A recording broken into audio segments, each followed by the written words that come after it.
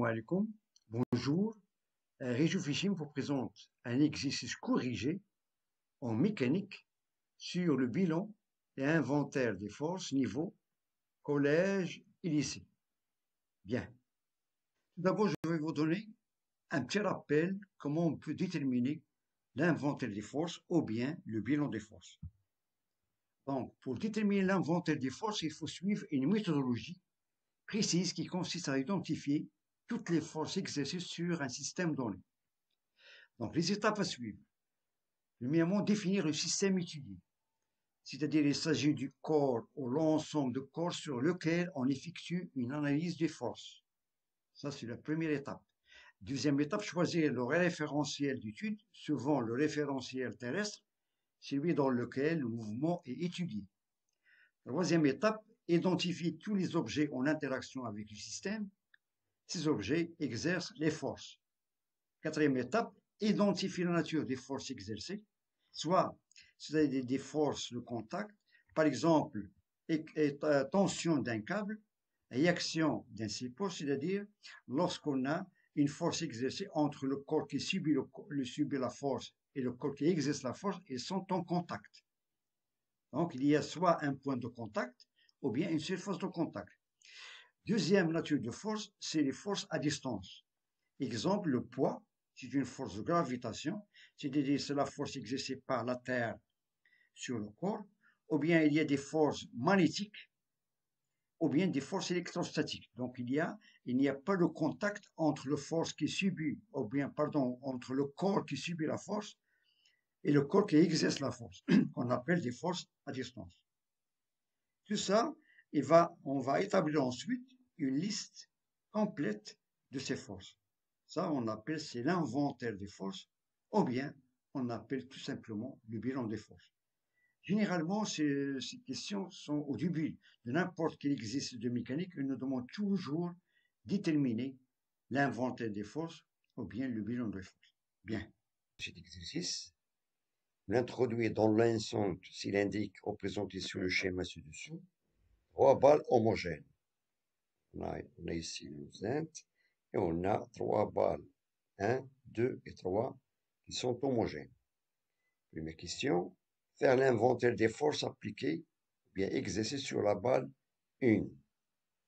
Deuxième question, le système étudié étant les 3 balles ensemble, faire l'inventaire des forces exercées sur la balle 3, voilà, la balle 3, en les classant en force extérieure et force intérieure. Bien. Commençons par la première question. Faire l'inventaire des forces appliquées sur la balle 1. Voilà, c'est la balle 1, pardon. La balle 1. Tout d'abord, on a le système étudié, c'est la balle 1. Voilà. Donc, on doit le schématiser. Voilà. Et on va essayer de faire l'inventaire des forces appliquées sur cette balle. Bien. Un peu de réflexion. Donc, on peut constater que la balle 1 est en contact avec la paroi 1, le fond de l'enceinte, et la balle 2 et la balle 3. Bien, commençons par la première force. La force F1, c'est la force exercée par la paroi 1. Voilà. Ça, c'est une force de contact à ce point. C'est une force qui est localisée. Deuxième force, c'est la force exercée par le fond de l'enceinte. Voilà. De même, c'est une force localisée à ce point. Donc, il y a le contact entre la balle 1 et le fond de l'enceinte et le contact entre la paroi 1 et la balle 1. Bien. La troisième force, c'est la force F3 exercée par la balle 3. De même, c'est une force de contact localisée.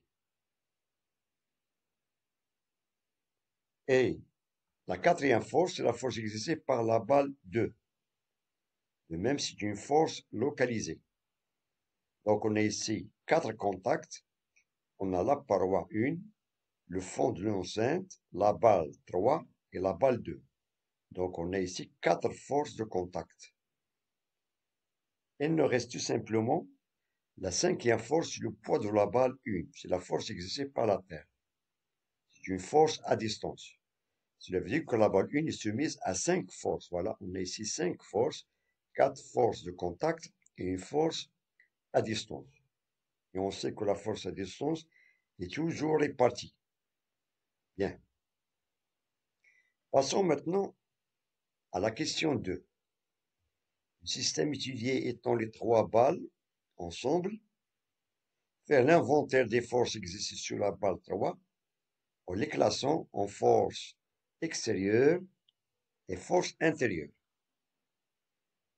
Donc, on s'intéresse tout simplement à la balle 3 qui est inclus dans le système étudié qui est l'ensemble des 3 balles.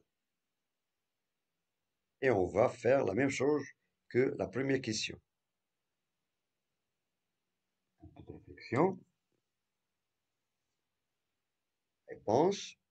Donc, toujours en commençant lorsqu'on veut déterminer ou bien faire l'inventaire ou bien le bilan des forces, on doit toujours spécifier le système étudié. Donc, le système étudié d'après les lancers et les 3 balles. Et on s'intéresse aux forces exercées sur la balle 3 qui se trouvent dans le système étudié. D'après ce schéma, on a spécifié la balle 3, voilà, qui est inclus dans le système étudié qui est ensemble ou bien qui rassemble les 3 balles 1, 2 et 3.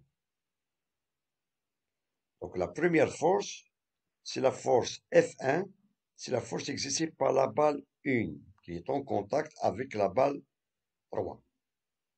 Étant donné que la balle 1 se trouve dans le système étudié, donc c'est une force intérieure.